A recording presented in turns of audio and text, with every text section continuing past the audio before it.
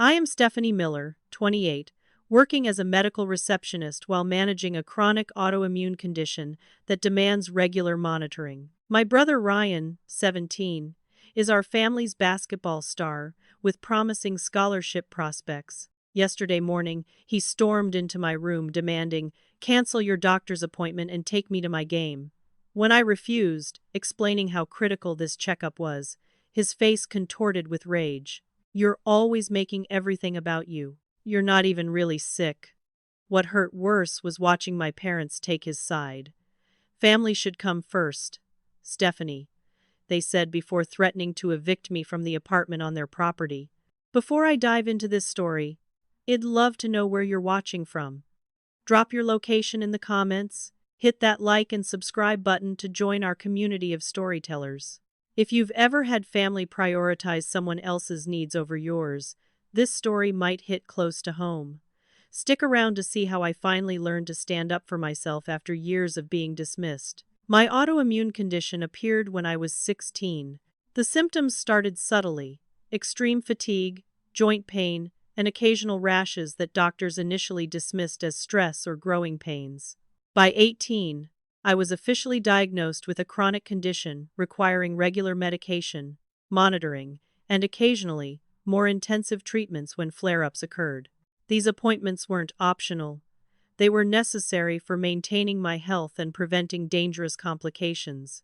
The Miller family has always been what outsiders would call picture perfect, at least on the surface. My mother, Deborah, works as an elementary school administrator, and my father, Kenneth, manages a successful local insurance branch. Our house in suburban Minneapolis sits on a sizable property, where my parents converted the garage into a small apartment for me 5 years ago. It was presented as a gift for my independence, but I later realized it was their way of keeping me close enough to help with family obligations while maintaining the illusion I had my own space. Then there's Ryan, my younger brother by 11 years, the miracle baby born when my mother thought she couldn't have more children. From the moment he showed athletic promise at age 6, Ryan became the undisputed center of our family universe. His basketball trophies line every shelf in our living room. His game schedules dictate family vacations. His dietary needs determine our meals. His training requirements reshape our budget. "Ryan has a real future ahead of him," my father would say, justifying the thousands spent on private coaching. This could be his ticket to a full ride at a top university. My role in the family dynamic was established early on. By age 10, I was helping pack Ryan's lunches. By 13, I was rearranging my school activities to accommodate his practice schedule. By 16, despite my emerging health issues, I was expected to drive him to tournaments across 3 states. "Your brother needs this support system," my mother would explain when I expressed hesitation. "We're setting him up for success." My best friend Rachel has witnessed this imbalance for years. She was there when my parents missed my high school graduation because Ryan, then just 6, had an important youth league championship game. She held my hand in the hospital during a severe flare-up when my parents couldn't visit because they were attending Ryan's basketball camp orientation. Shay's listened to countless phone calls where I've been guilted into rearranging my medical appointments to accommodate Ryan's increasingly demanding schedule. "They don't see what they're doing," Rachel told me once. "They've convinced themselves that supporting Ryan's basketball career is investing in the future, while managing your health is just maintenance." The financial dynamics made everything more complicated. Despite working full-time as a medical receptionist, my salary barely covered my medications after insurance. Living in the converted garage apartment meant minimal rent, but it came with strings attached, being available whenever the family needed me, primarily for Ryan's benefit. The arrangement left me without the financial independence to simply walk away when things got unbearable. As Ryan's junior year progressed, the pressure intensified. College scouts were attending his games. His coach, Curtis Henderson, started calling our house daily with updates and requirements. My parents became even more focused on eliminating any obstacle to Ryan's success, and increasingly, my health needs were categorized as one of those obstacles. "Can't you schedule these appointments on non-game days?" my mother asked after I mentioned an upcoming specialist consultation. The specialist is booked 6 months out, I explained. I don't know Ryan's game schedule that far in advance. Well, you should have anticipated it, she replied, as if Ryan's ever-changing basketball schedule was more predictable than a medical specialist's limited availability. The morning that changed everything wasn't unusual in its beginning. It was just the culmination of years of similar moments, the final drop that caused the dam to break. The doctor's appointment had been scheduled for 3 months, a follow-up with my rheumatologist, Dr. Palmer, to discuss concerning test results and potential medication adjustments. I'd been experiencing increased joint pain and fatigue for weeks, carefully documenting my symptoms as instructed. This wasn't a routine checkup. It was a critical evaluation that would determine my treatment plan for the next 6 months. That Wednesday morning, I was preparing my medical folder, organizing my symptom journal and test results, when Ryan burst into my apartment without knocking. He was already dressed in his basketball warm-ups, his gym bag slung over his shoulder. "Mom's car won't start," he announced without preamble. "You need to drive me to the game." "Ryan, I have my doctor's appointment at 9. I've told everyone about this for weeks." His face hardened immediately. "This is the semifinals. Coach Henderson said scouts from State University will be there specifically to see me play.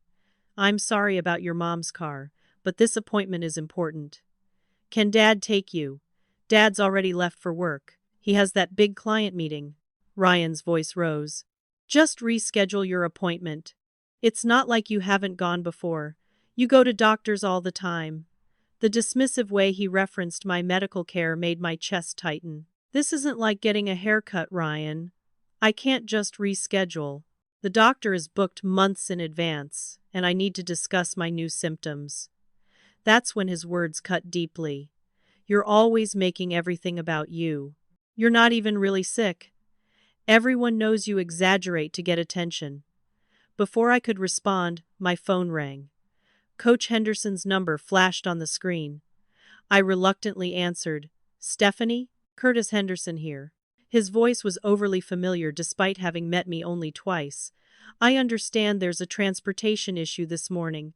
I cannot emphasize enough how critical today's game is for Ryan's future. We have confirmed that recruiters from 3 major programs will be in attendance." "I have a medical appointment," I explained, trying to keep my voice steady.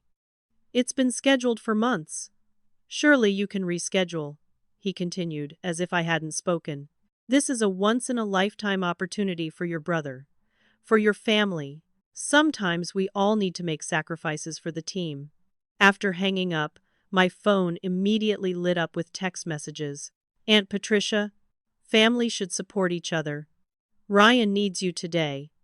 Uncle Robert, basketball scholarships don't come around every day. Doctors will always be there.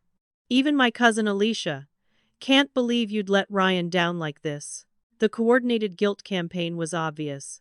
Ryan stood watching, arms crossed, a look of satisfaction on his face as my phone continued to buzz.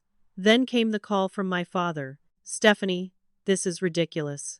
Your mother and I have supported you through years of doctors and medications. The one time Ryan needs you to step up, you're being selfish." "Dad, this isn't a regular checkup. My symptoms have been getting worse. And, enough." He cut me off. "If you can't prioritize this family's needs, maybe you should reconsider your living arrangement. That apartment is on our property, after all." The threat hung in the air, even after the call ended. Ryan smirked, grabbing his bag. "I'll tell Mom you'll pick me up in 15 minutes, he said, heading for the door. After he left, I called the rheumatologist's office to confirm my appointment, only to be met with confusion. "Miss Miller, your mother called yesterday to cancel your appointment," the receptionist informed me. "She said you had a family emergency." The violation hit me like a physical blow. Not only had they tried to manipulate me into canceling, but they'd gone behind my back to do it themselves, using my personal medical information without permission. My hands shaking, I called Dr. Palmer's direct line, a number had given me for emergencies. They canceled without my knowledge or consent. I explained, my voice cracking. and now I'm experiencing chest pain and dizziness. The stress had triggered a flare-up, my heart racing dangerously. Go to urgent care immediately, he instructed. I'll call ahead so they know your history. At urgent care, I met Dr. Heather Morrison, who took one look at my medical history and my current state and frowned deeply. How long has your family been interfering with your medical care? She asked while checking my blood pressure. What do you mean? Your records show a pattern of canceled appointments, often last minute, and inconsistent medication refills. These gaps in care are concerning for someone with your condition. As Dr. Morrison spoke, the reality of my situation became painfully clear. This wasn't just about today's appointment. This was about years of having my health needs minimized, dismissed, and sacrificed, and the dangerous consequences that came with it. While I spent 4 hours at urgent care receiving IV fluids and steroids for an acute flare-up, Ryan's team was winning their semi-final game. My phone remained silent. No calls checking on my condition, no texts asking if I was okay. Just an Instagram notification, Ryan's triumphant team photo, my parents beaming beside him, with the caption, "Nothing stops the Miller family from supporting their star. On to the finals." Number family first. The irony of the hashtag wasn't lost on me. By the time I returned to the property that evening, exhausted and still feeling the effects of the medication, I knew something was wrong. The lights in my apartment were on, though I'd turned everything off before leaving. As I approached, I could hear movement inside. What I found was worse than anything I could have imagined. My belongings were packed in boxes and storage bins, stacked haphazardly in the middle of the room. My mother was emptying my bathroom cabinet into a plastic bin. "What are you doing?" I asked, my voice barely above a whisper. She jumped slightly, then composed herself. "We didn't expect you back so soon." "Clearly," I responded. "Why are you packing my things?" My father appeared from my bedroom, carrying a box of my books. "We've been thinking about this for a while, Stephanie. Ryan needs a dedicated training space with the finals coming up and college scouts watching. We're converting this apartment into a home gym and recovery room. You're kicking me out because I didn't drive him to a basketball game. This isn't about today," my mother said, though her averted eyes told me otherwise. "This is about what's best for the family going forward. Ryan's at a crucial point in his career. And where am I supposed to go? Uncle James said you can stay in his guest room until you find a place." My father replied. "Well, give you until the weekend to move your things." Uncle James, my father's brother who had made uncomfortable comments about my appearance since I was a teenager. The uncle who jokingly referred to my medical issues as princess problems. As they continued packing, I noticed something on the kitchen counter. My medical binder. Open, with pages flagged and annotated in my mother's handwriting.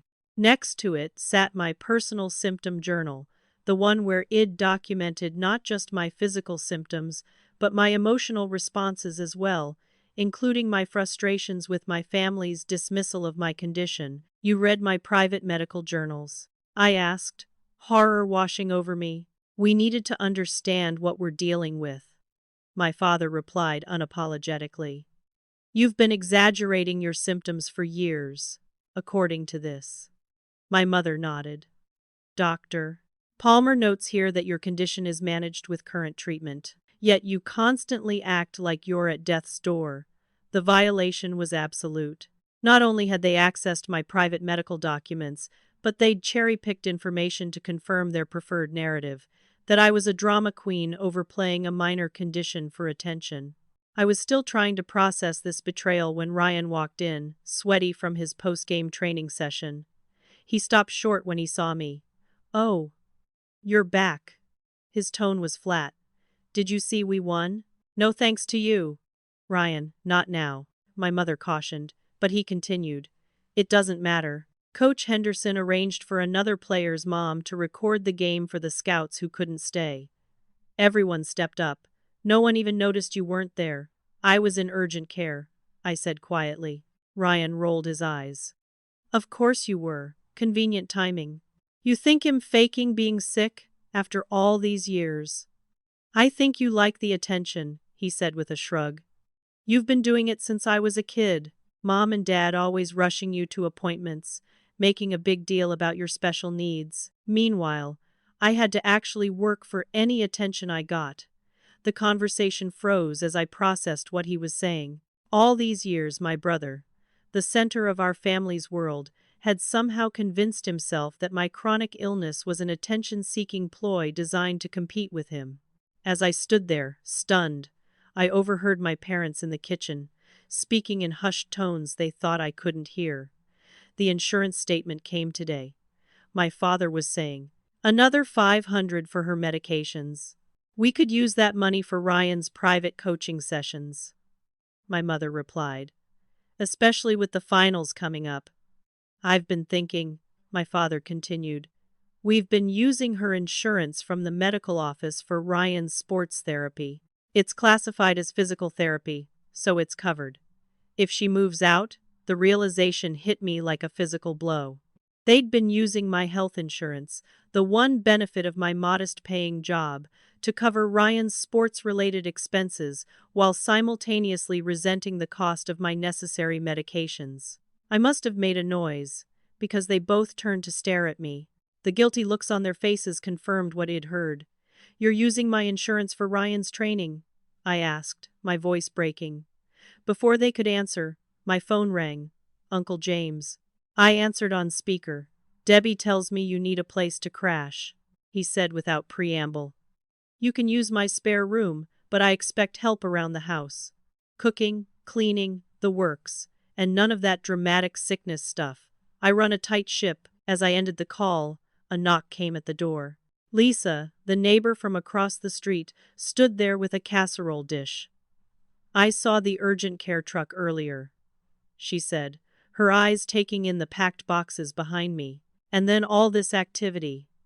Is everything all right?"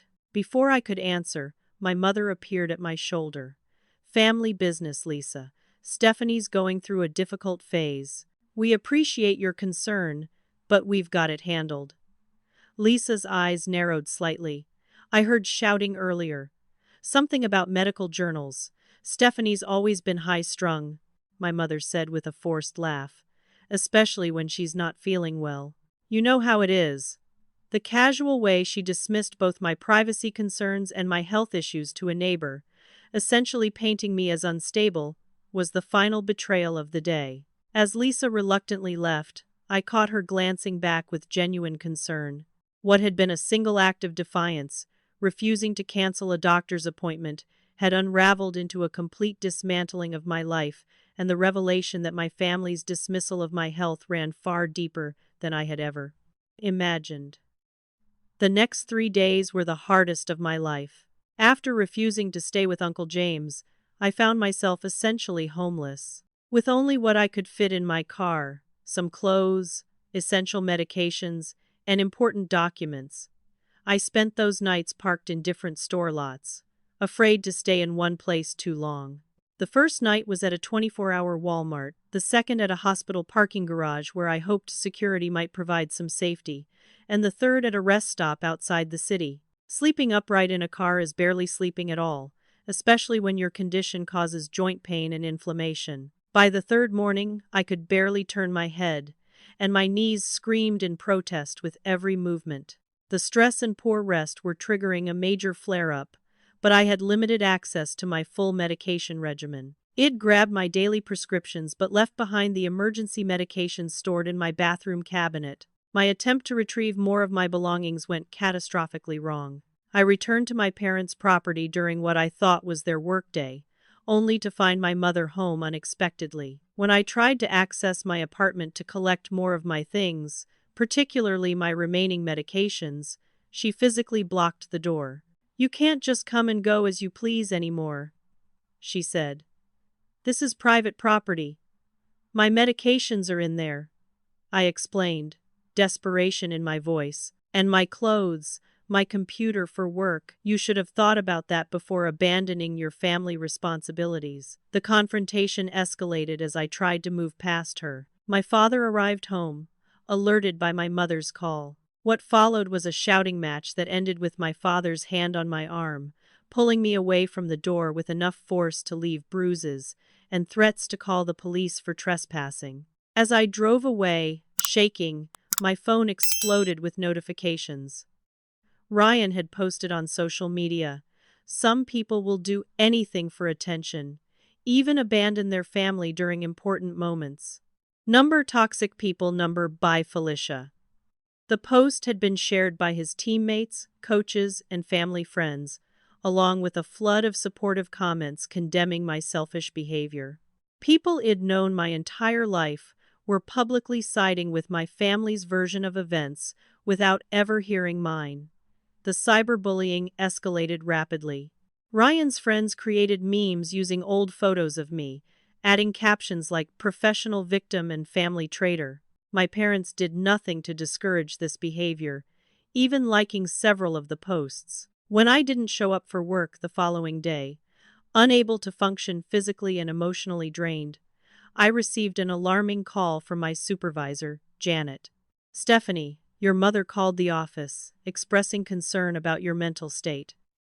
She said you're having some kind of breakdown and suggested you might be unreliable around patients right now." Janet's voice was careful, measured.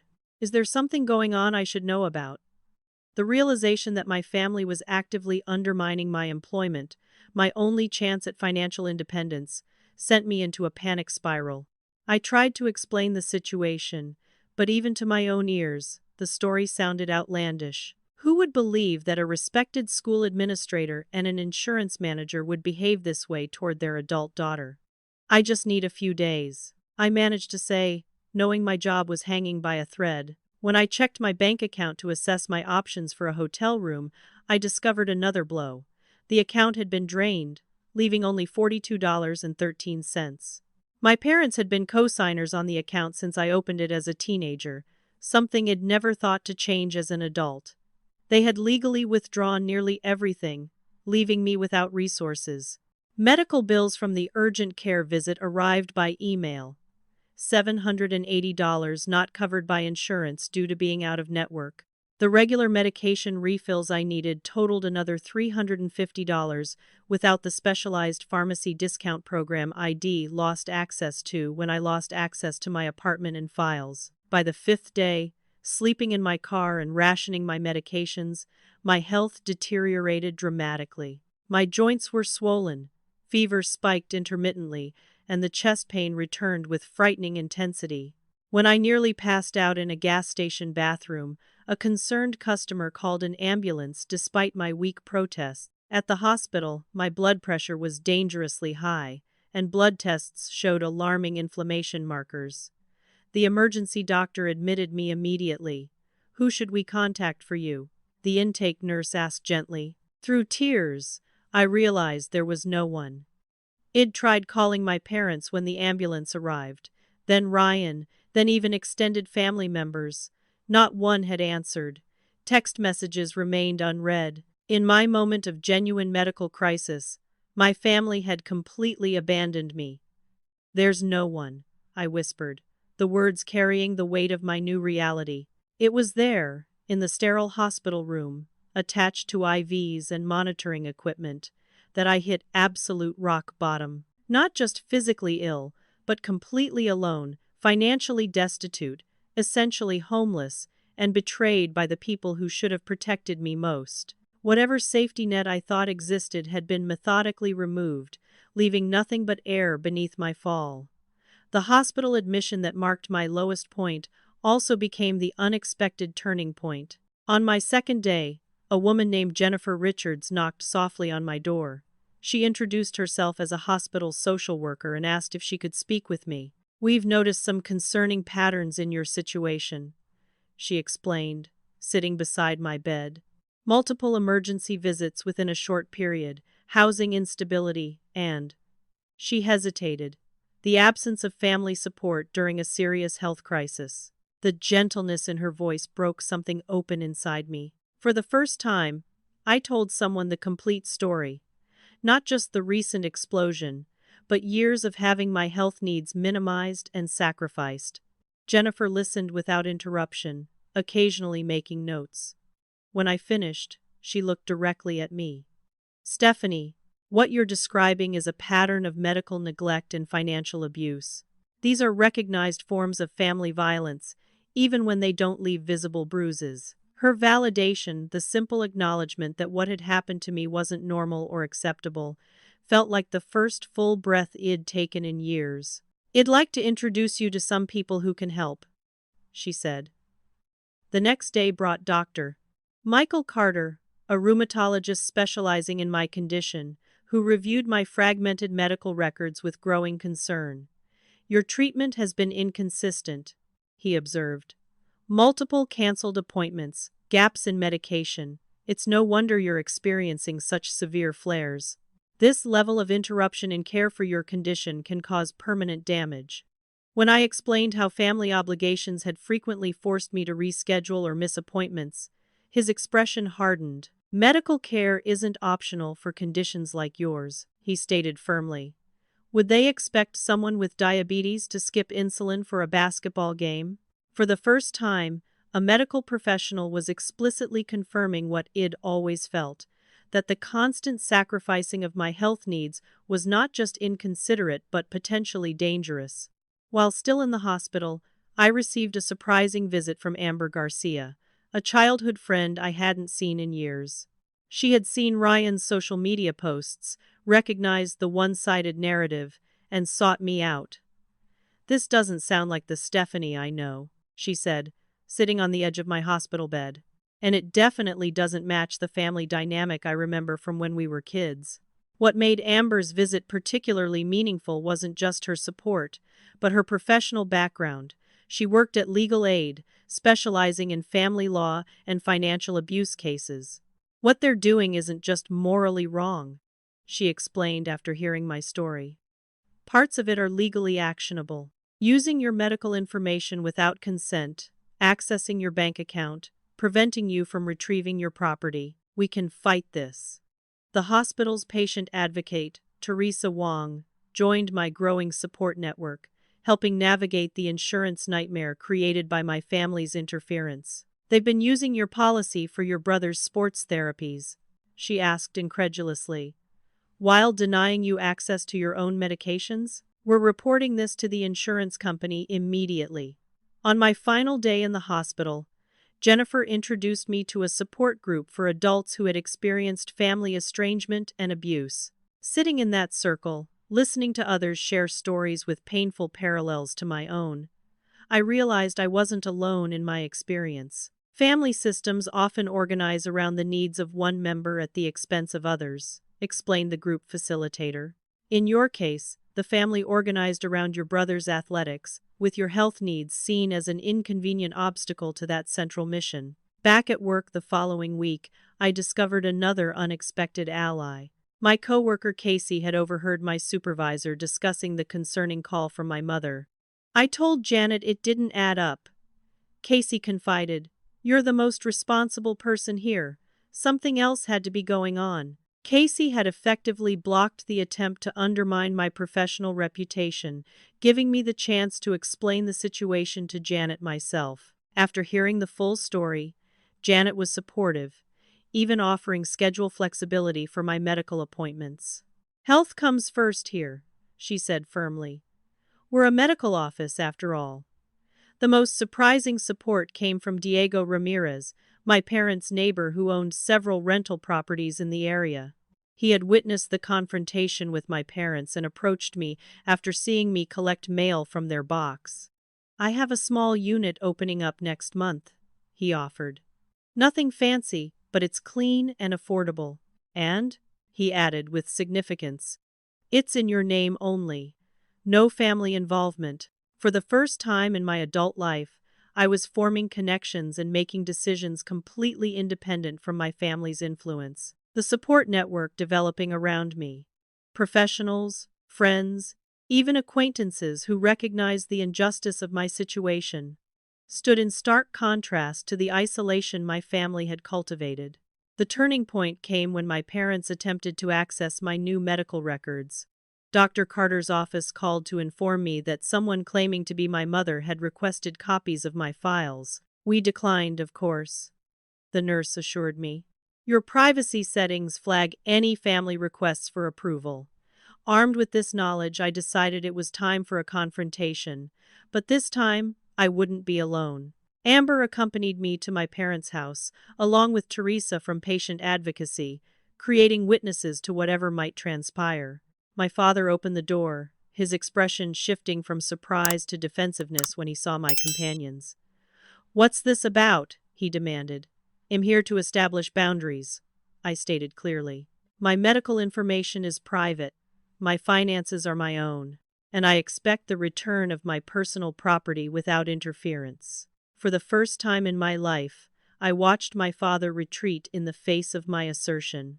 The power dynamic had shifted, not because I was stronger alone, but because I was no longer alone. With Amber's guidance, I began methodically documenting the extent of my family's interference and abuse. What started as an emotional survival strategy quickly evolved into legal preparation. The more evidence we collect, the stronger position we'll be in, Amber explained as we created organized files. Whether we pursue legal action or not, documentation protects you. We started with financial records. Bank statements revealed a disturbing pattern: regular withdrawals from my account, coinciding with Ryan's tournament fees, equipment purchases, and training camps. Over the past 3 years, these unauthorized withdrawals totaled nearly $12,000, money I had assumed went to my own medical expenses and living costs. "This is straightforward financial abuse," Amber noted, highlighting the transactions. As a cosigner, they had legal access, but using your funds without knowledge or consent, especially while you struggled to afford medications, creates a clear legal claim. Dr. Carter provided comprehensive medical documentation, contrasting my condition's potential stability with the actual roller coaster caused by interrupted care. "Based on your medical history, I can state with professional certainty that consistent interruptions to your treatment plan have caused measurable physical harm," his official letter stated. "The progression of joint damage visible in your recent scans shows acceleration consistent with inadequate disease management, despite appropriate medications being prescribed." His documentation included a timeline correlating canceled appointments and missed medication refills with family events centered around Ryan's basketball schedule. Evidence compiled from medical records, pharmacy data, and my own calendar notes. The insurance fraud was perhaps the most straightforward to document. Teresa from patient advocacy helped request a complete accounting of all claims filed under my policy over the past 5 years. "The pattern is undeniable," she pointed out, reviewing the statements. 23 claims for sports physical therapy, all filed under diagnostic codes typically used for accident recovery or post-surgical rehabilitation. The therapist is listed as Sports Med Performance Center, a specialized athletic training facility, not a medical rehabilitation provider. We obtained copies of Ryan's basketball team physical forms, which listed the same therapist as providing medical rehabilitation services, creating a paper trail of intentional misrepresentation. The evidence of medical interference extended beyond insurance fraud. With my authorization, Jennifer obtained the phone records from Dr. Palmer's office, confirming multiple appointment cancellations made by my mother using my personal information. The records included staff notes documenting my apparent surprise when informed of cancellations I hadn't made. "This crosses into potential HIPAA violations," Jennifer explained. "They represented themselves as authorized to make medical decisions on your behalf without legal standing to do so." My text message history provided another rich source of evidence. Screenshots documented hundreds of messages showing manipulation and dismissal of my health needs. "Your brother's tournament is more important than a routine checkup. Everyone has aches and pains. Stop being dramatic. Ryan's future depends on this weekend. Your appointment can wait." The digital trail extended to social media, where we documented the cyberbullying campaign initiated by Ryan and tacitly approved by my parents. Screenshots captured not just the original posts, but my parents' interactions with them, likes, supportive comments, and telling lack of intervention as the situation escalated. One of the most unexpected sources of evidence came from confronting Ryan's coach, Curtis Henderson. Amber suggested recording the conversation, legal in our state with one-party consent, to document the pressure Head placed on me. When we met at a coffee shop under the pretext of discussing Ryan's college prospects, Coach Henderson was surprisingly candid. "Your parents have made it clear that Ryan's career is the family priority," he said, unaware of the recording. "They've assured me that all family resources are committed to his development. That includes your support, even at the expense of my health," I asked. His response was telling. "Everyone makes sacrifices for exceptional talent. Your brother could go pro someday. What's a missed doctor's appointment compared to that potential?" The recording captured his dismissive attitude and the implicit pressure Head placed on my family structure, adding another dimension to the documentation. As we continued gathering evidence, patterns emerged beyond my immediate situation. Lisa, my parents' neighbor, provided a written statement describing other incidents she'd witnessed over the years. "I've observed Stephanie being required to attend Ryan's games even when visibly ill," her statement read. "On multiple occasions, I've heard her parents dismissing her health concerns in public settings, often using phrases like, 'she's always exaggerating,' or 'it's just for attention.'" The security camera footage from Lisa's house provided unexpected objective evidence of the confrontation, where I was physically prevented from retrieving my belongings, capturing my father's aggressive behavior, and supporting my account of the events. Hospital staff provided statements documenting my family's complete absence during a serious health crisis, including logs of unanswered notification calls and the medical impact of the stress and neglect. Through the family therapy records I'd been allowed to access as a patient, we discovered references to prioritizing the family member with the most potential and strategies for managing Stephanie's demands for attention. Clinical notes that revealed how deeply the favoritism had been embedded in our family dynamic, sometimes with professional reinforcement. Each piece of evidence, viewed alone, might have seemed like an isolated incident or misunderstanding. Compiled together, they created an undeniable portrait of systematic neglect, financial exploitation, and medical interference that had endangered my health and well-being for years. "This isn't just about getting your belongings back or securing financial compensation," Amber explained as we reviewed the complete file. "This is about establishing that what happened to you was wrong, legally, medically, and ethically wrong. For the first time, I had objective validation that my experience wasn't a misinterpretation or overreaction. The evidence spoke for itself, translating my personal pain into documented facts that couldn't be dismissed or minimized." Armed with this comprehensive documentation, I was ready to move from defense to action, not out of vengeance, but out of a newfound determination to establish boundaries, seek justice for the harm done, and prevent further abuse.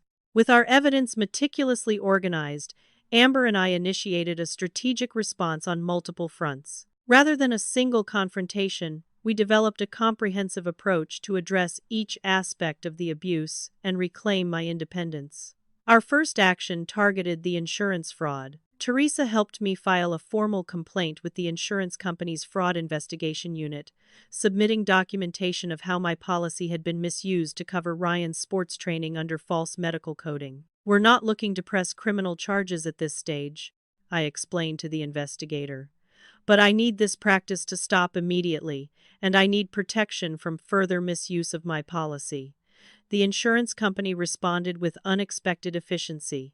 Within days, they had frozen all claims processing on my account pending investigation and issued me a new policy number and cards that my family couldn't access. "The evidence is fairly clear-cut," the investigator informed me. "The claims submitted for rehabilitation therapy at a sports performance center don't align with standard medical practice. We'll be conducting a full audit." Simultaneously, Amber arranged a meeting with the school administration regarding Coach Henderson's inappropriate involvement in family medical decisions. "A coach pressuring a family to prioritize sports over medical care crosses professional boundaries," she explained to the athletic director and principal. The recorded conversation demonstrates that Coach Henderson was fully aware he was asking the family to cancel necessary medical appointments. The school officials' concern grew visibly as they listened to the recording of Henderson casually dismissing my health needs. The athletic director, a woman named Marlene Baker, seemed particularly troubled. "We've had other complaints about boundary issues with Coach Henderson," she admitted, "but nothing this documented or severe. We'll be reviewing his conduct immediately." Within a week, the school announced Henderson would be placed on administrative leave pending a full investigation into ethics violations, not just in my case, but in several others that emerged once the initial inquiry began. On the financial front, we moved decisively. With documentation of unauthorized withdrawals, Amber helped me file for financial restitution through small claims court. The filing included not just the direct withdrawals but also consequential damages. Medical complications resulting from being unable to afford medications, emergency housing costs, and lost wages from health-related absences. They had legal access to your account as co-signers. Amber acknowledged, but using your funds specifically for Ryan's expenses, while you struggled to afford necessities and medical care, constitutes financial abuse under state law. While legal proceedings advanced, I focused on securing my independence. With Jennifer's assistance, I qualified for an emergency housing program that subsidized apartment costs for individuals experiencing domestic abuse, allowing me to sign a lease on a small but secure apartment outside my family's sphere of influence. Dr. Carter connected me with a patient assistance program that temporarily covered my medication costs until my financial situation stabilized, ensuring no further interruptions to my treatment plan. Perhaps most importantly, I secured independent health insurance through a special enrollment period, citing the documented fraud on my previous policy. The new insurance was solely in my name, with explicit privacy protections that prevented anyone from accessing my medical information. As these practical safeguards took shape, I decided it was time to address the public narrative my family had created. After careful consideration and consultation with my support network, I wrote a measured, fact-based statement about my experience and shared it on my own social media accounts. I've remained silent as false narratives circulated about my absence from recent family events. The post began.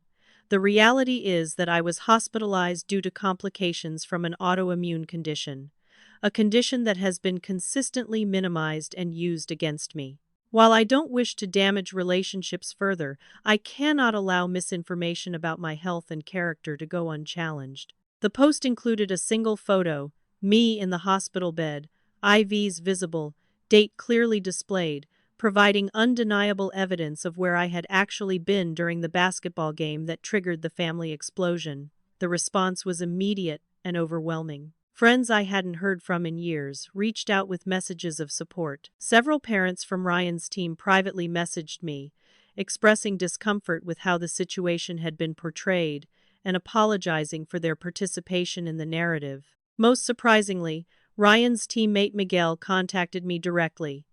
"Coach Henderson has been creating a toxic environment for years.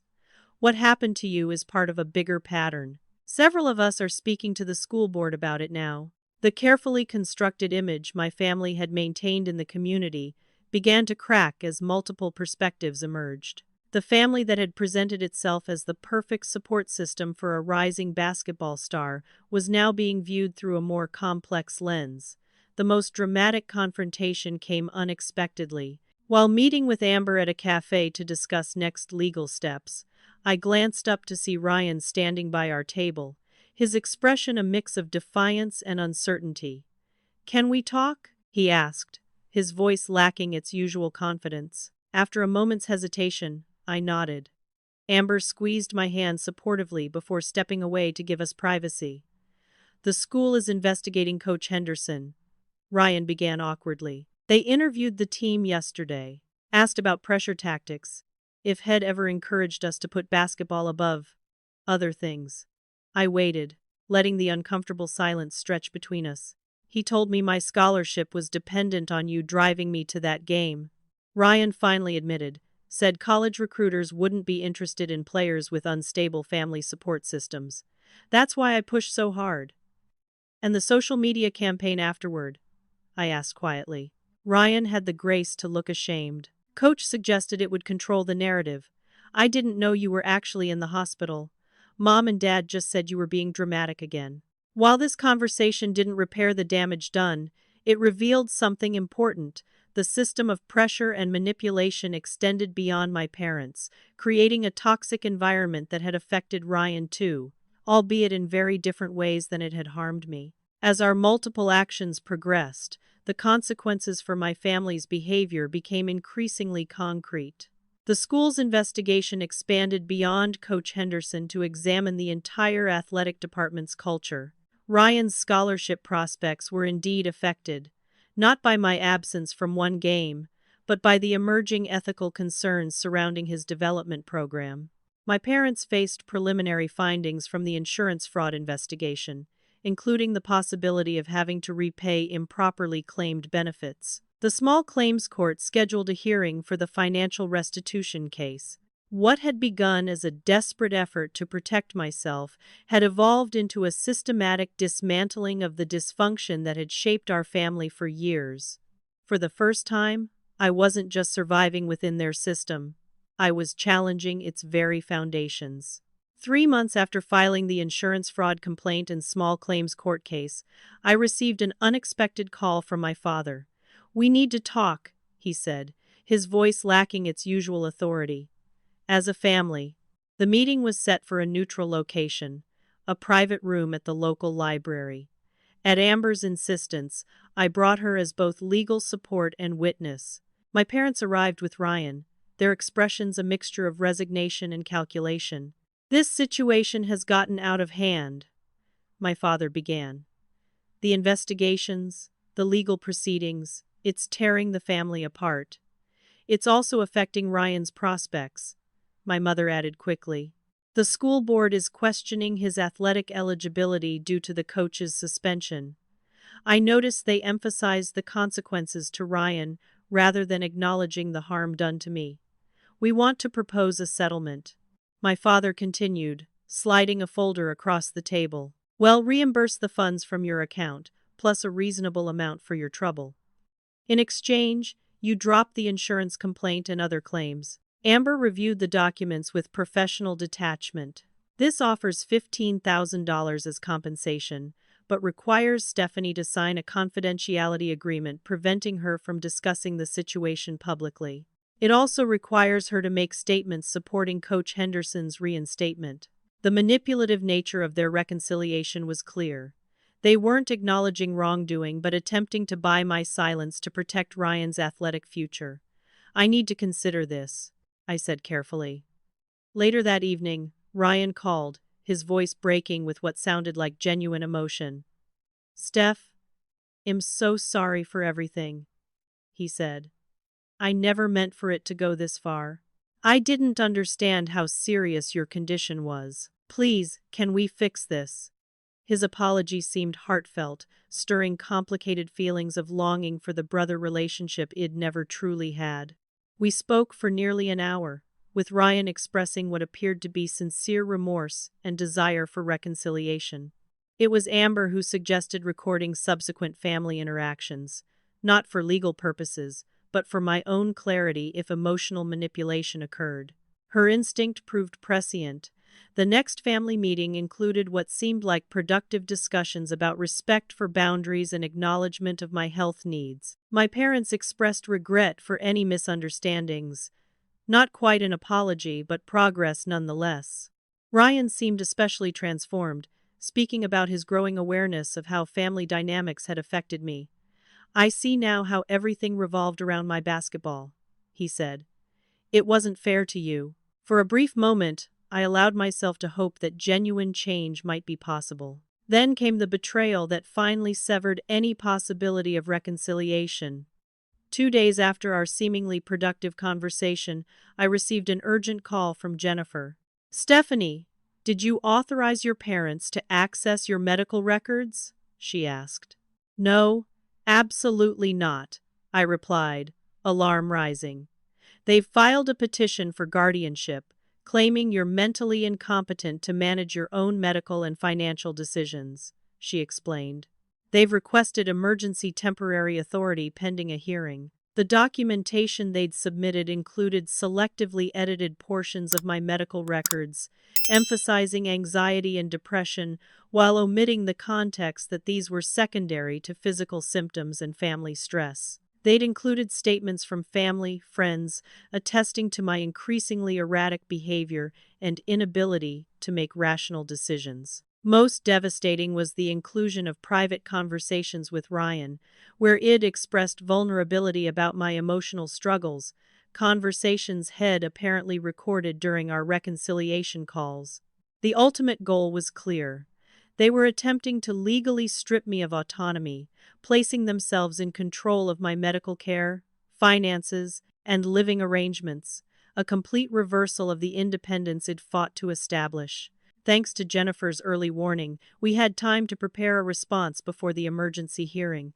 Dr. Carter provided comprehensive documentation of my medical competence and decision-making capacity. My supervisor at work submitted a statement confirming my professional reliability and judgment. Amber prepared a detailed rebuttal demonstrating the pattern of manipulation that led to this extreme tactic. The courtroom confrontation was the most public airing of our family dysfunction. As my parents presented their case, painting me as mentally unstable and vindictive, I maintained composed dignity, allowing our evidence to speak for itself. When my turn came to testify, I spoke directly and clearly. For years, my medical needs have been minimized, my finances exploited, and my autonomy undermined, all in service of prioritizing my brother's athletic career above my basic well-being. This guardianship petition isn't about protecting me.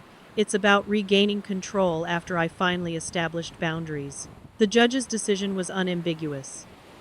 Petition denied, with a strongly worded caution to my parents about potential legal consequences for filing misleading claims.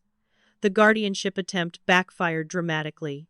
Local media covered the case, framing it as a cautionary tale about family dynamics and medical neglect. Ryan's basketball prospects suffered further as the full context of Coach Henderson's behavior emerged through witness testimonies. Most importantly, the public nature of the proceedings meant there was no going back to the secrecy that had enabled the abuse. What had happened in our family was now documented in court records, witnessed by community members, and impossible to dismiss as misunderstanding or exaggeration. In the aftermath, the insurance company concluded their investigation, finding substantial evidence of fraud. Rather than pursuing criminal charges, they offered my parents a settlement requiring full restitution of improperly claimed benefits, approximately $28,000, and permanent flags on their accounts. The small claims court ruled entirely in my favor, awarding not just the direct financial damages but additional compensation for consequential harm, totaling nearly $20,000. Ryan lost his anticipated scholarship after the athletic department overhaul, though he still received college acceptance based on academic merits, perhaps a healthier path forward than the pressure cooker environment that had shaped his high school experience. As for me, the legal victory was meaningful, but the true triumph was internal. Through the ordeal, Id found my voice, established boundaries, and created a support system based on genuine care rather than obligation. My health improved with consistent treatment, my finances stabilized, and for the first time in my adult life, I made decisions without the weight of family manipulation. The final confrontation came 6 months later, when my parents requested a meeting to discuss moving forward as a family. They presented conditions: that I acknowledge misunderstandings on both sides, that I maintain privacy about certain aspects of our conflict, that I resume participation in family events, including Ryan's remaining games. With newfound clarity, I declined. I'm open to rebuilding relationships, I explained, but not on terms that require me to minimize what happened or prioritize appearances over well-being. My health and boundaries aren't negotiable anymore. It wasn't the dramatic conclusion Hollywood might script, no screaming confrontation or climactic victory speech, just a quiet, firm assertion of worth from someone who had finally learned that her health, her truth, and her boundaries deserved respect. Some might view my story as one of family breakdown, but I see it differently. It's about breaking free from dysfunction that masqueraded as normal family dynamics for too long. Sometimes, the healthiest family decision is establishing what family should not be allowed to do. 1 year after the court case that finally established my boundaries, my life has transformed in ways I once couldn't imagine. My small apartment has become a genuine sanctuary, modest but completely mine, decorated with plants, art, and not a single basketball trophy in sight. The walls are painted a soothing sage green that Dr. Carter mentioned might help with the anxiety that still occasionally surfaces. My health has stabilized remarkably with consistent treatment. Dr. Carter says my latest tests show the lowest inflammation markers since my diagnosis, and we've actually reduced some medication dosages. The joint pain hasn't disappeared completely. Autoimmune conditions don't work that way, but the debilitating flares have become rare events rather than regular occurrences. It's remarkable how much stress affects autoimmune function, Dr. Carter observed during my last checkup. Your body was literally fighting itself harder when you were in that environment.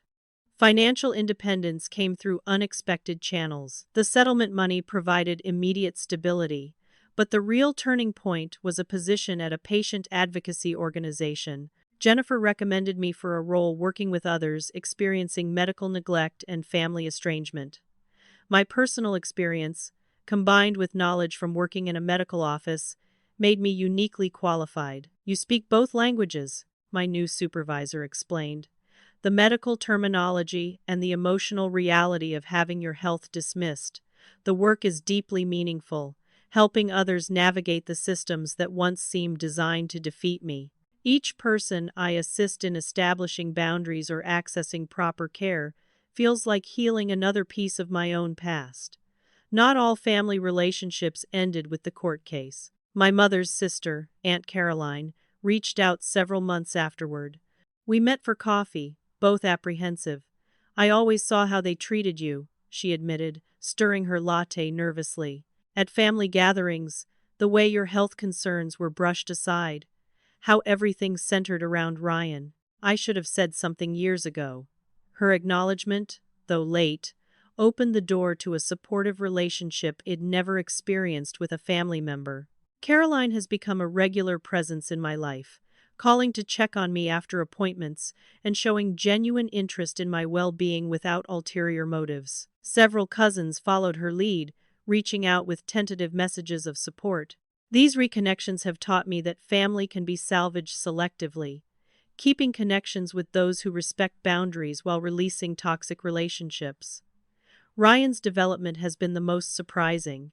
After losing his basketball scholarship, he enrolled in community college, living in a dormitory rather than at home. The distance from our parents' influence seems to have initiated a gradual awakening to the dysfunctional patterns that shaped his upbringing. We aren't close. Too much damage exists for immediate reconciliation, but occasional text messages suggest he's developing self-awareness about his role in the family system. Learning about normal families in psychology class, he wrote recently. Ours definitely wasn't. My parents remain largely unchanged, though their power has diminished considerably.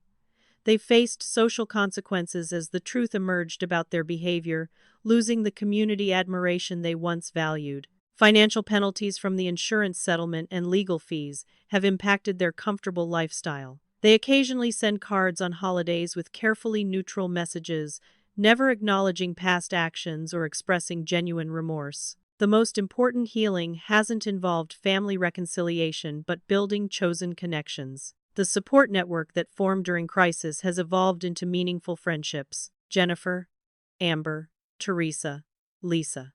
People who recognized injustice and offered help without expecting anything in return have become my chosen family. Our monthly dinners have become a tradition I cherish, each person bringing not just food but the genuine care I never experienced in my biological family. These relationships taught me what healthy support actually feels like: consistent, respectful of boundaries, and unconditional.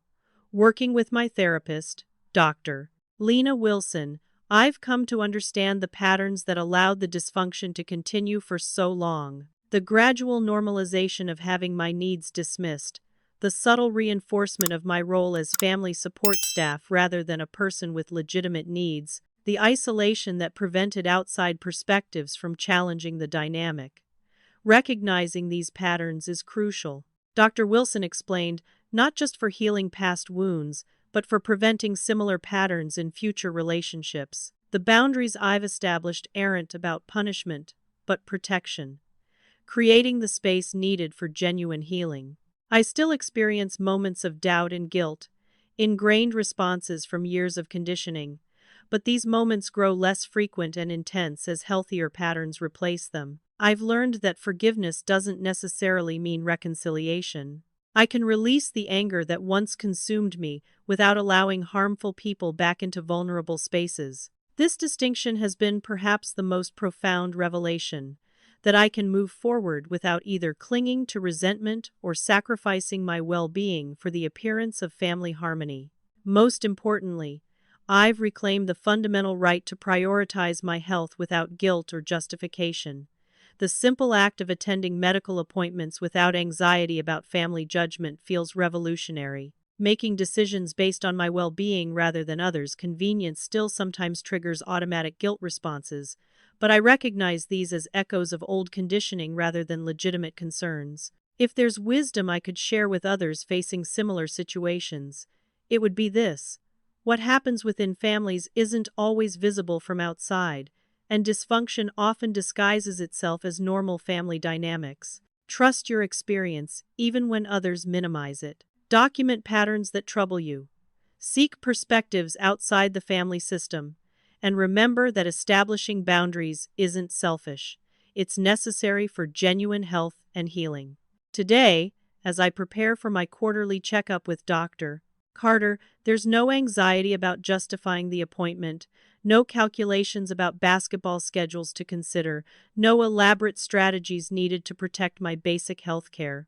Just a straightforward medical appointment, attended with the simple dignity of someone whose health matters, not as a negotiable priority, but as a fundamental right.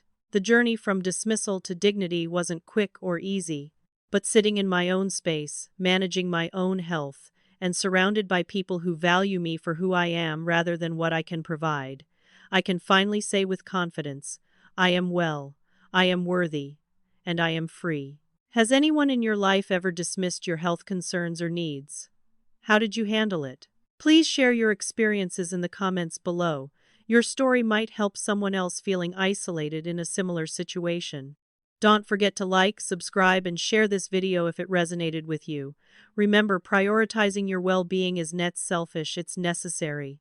Thank you for listening to my journey, and I wish you strength and healing on yours.